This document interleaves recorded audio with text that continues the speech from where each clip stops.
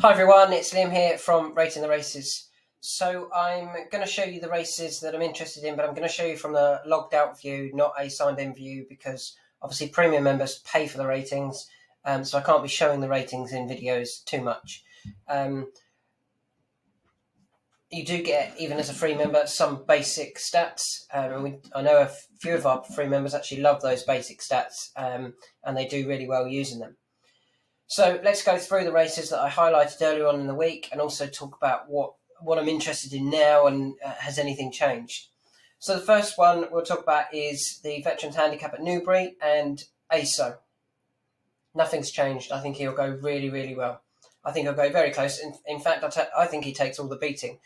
I think his price is based on Venetia Williams and her comments about the horses may having a bit of a cold or sniffles at the moment. If that is, just not anything to worry about, ASO goes and takes all the beating here. I really do believe that.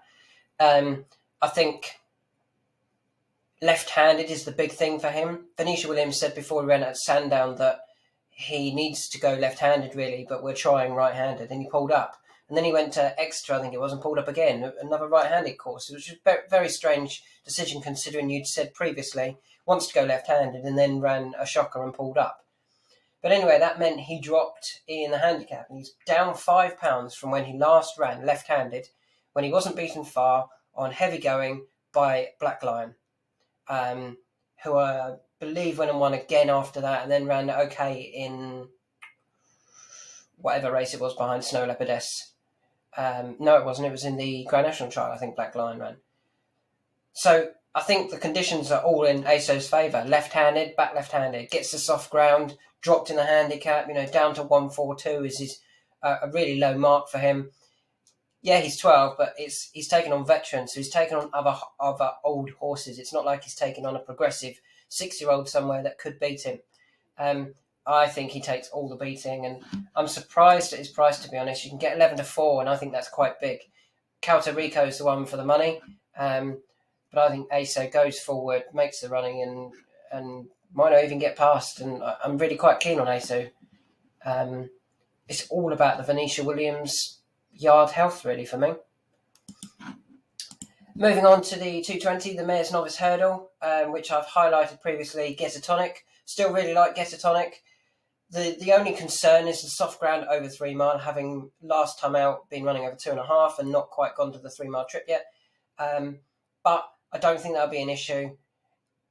I think Get a Tonic goes really close here, and Holly Hartingo is the only one that could beat Get a Tonic personally. We don't know a lot about Holly Hartingo. 2 from 200 rules. But I think the fact that they've brought Get a Tonic out relatively quickly, just 21 days after running, suggests that they think, we split 2 really good horses, 2 horses in the 140s. None of these are rated 140 that she's against here, and I think she goes really close. And, I'd be disappointed if she wasn't in the first 2, and I'm hopeful that she wins that tomorrow. The 255 at Doncaster now, I'd highlight Gaelic Coast. The rain has come and he's now a non-runner. He was actually declared for the race, but he's now become a non-runner after the rain. I think another one has actually just gone as well. Maybe Fangio, is it? Let's have a quick look. Fanzio has just gone as well. You can see our ratings have already taken that into account. Or our races. These obviously aren't our ratings, but you still can see that there's no Fanzio in the list. Who do I like in this race then? Bundoran. I highlighted him in a video when he was 4th, also when he was 2nd behind Gunsight Ridge, and then when he was 4th last time behind Dolos and Frere Bamboo, Gunsight Ridge, and then Bundoran was 4th at Sandown. Now, last time out, Bundoran, I think, was given a terrible ride by Kieran Gethins, or not a terrible ride, like a poorly judged ride. Both he and Gunsight Ridge went way too hard up front. They set it up for Dolos. Frere Bamboo, who looked like he was out, miles out the back, came through for 2nd. Gunsight Ridge finished 3rd, just because he's probably a better horse than Bundoran, and Bundoran was 4th. Now, if we go back the run before that, that's where I think his form is, and that's where he, on the soft ground, behind Gunsight Ridge, that was a really good effort.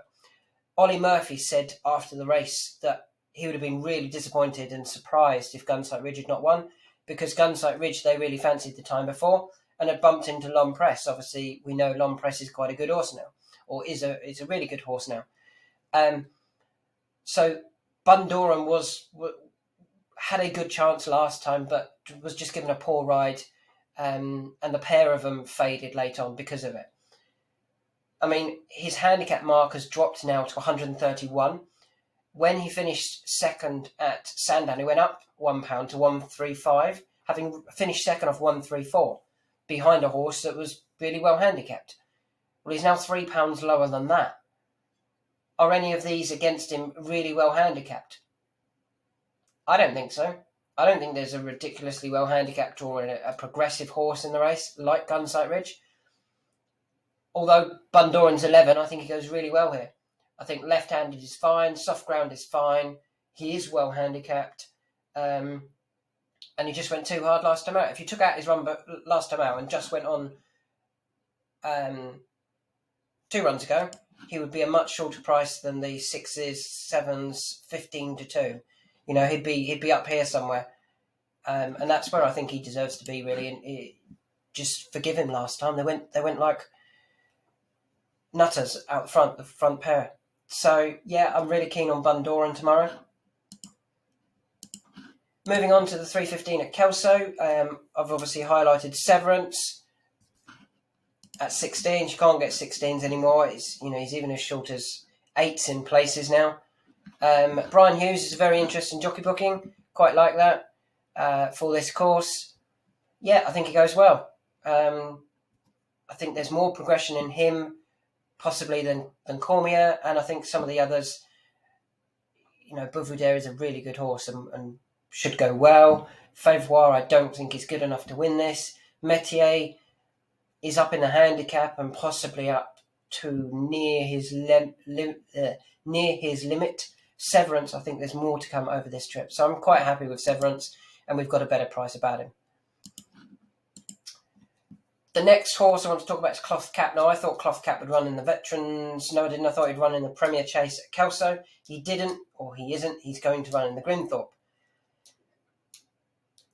I'm not as keen on him in the Grimthorpe. The trip should be fine. I think he can go well in the Grand National, and I can kind of understand why they want to try the longer trip again than the 3 mile at Kelso. They go to the 3 mile at 2 at Doncaster. My issue with him here is the soft ground. I don't think he wants soft ground. I'd just like to see him run well without winning. Who do I think is going to win? I don't really know. I've left this race alone because the selection I probably most like is Cloth Cap, but there's enough negatives for me to not have a bet on Cloth Cap. Cloth Cap is, there's a load of money for this Powerstone Park. It's just gone blue line. I'm leaving this race alone. The final horse I want to talk about, and I'm keen on this one, is Cateson. Highlighted this earlier in the week, and Jay Tidball takes the ride. Now, Jay Tidball claims £10, which means he's effectively running off 118. The last time he ran left-handed 2.5 mile on soft ground was at Aintree 3 runs ago, where he ran off a mark of 134, and he got beat by Pounding Poet and Tamar Bridge. Tamar Bridge was top rated on our ratings. Pounding Poet was RTR2. I think it was a really good run. The fact that he's going to be running off such a low mark, if you take into account Jay's claim, and Jay has ridden a winner, so it's not like he's never ridden a winner and he can't ride. He's running off such a low mark. I think he's very, very interesting tomorrow. That race at Aintree has worked out all right. Ballyandy was 5th, and he's obviously gone and won twice since. I quite like Cateson. Last time out, 5th at Ascot. It was a good race, Unexpected Party, Phil Dudery, Gary Clermont, I think, was 3rd. It was a really good race. So finishing 5th was a perfectly respectable effort. And before that, it was over 3 mile, which probably isn't Cateson's trip. So I like Cateson. You can currently get 15 to 2. Have to see a few more bookies price that up. They'll probably all wait for each other, and then none of them go bigger than what's already available, because that's what bookies do now. So yeah, there's some thoughts for tomorrow. So I like ASO. I like Getatonic. I like Bundoran. I still like Severance. I'm not as keen on Cloth Cap, and I won't be having a bet on Cloth Cap here. And I like Cateson. So there's some thoughts. Hopefully we can have, I was going to say the last Saturday before Cheltenham, but it's not, is it? There's another one next week with the Imperial Cup, where I've got my eye on a couple that I do like for the Imperial Cup. Nurse Susan would be an early one that I'm really keen on. I did quite like Severance for the Imperial Cup, but it runs in the Moor Battle instead. That's fine. Another race where they could have tried to win a bonus.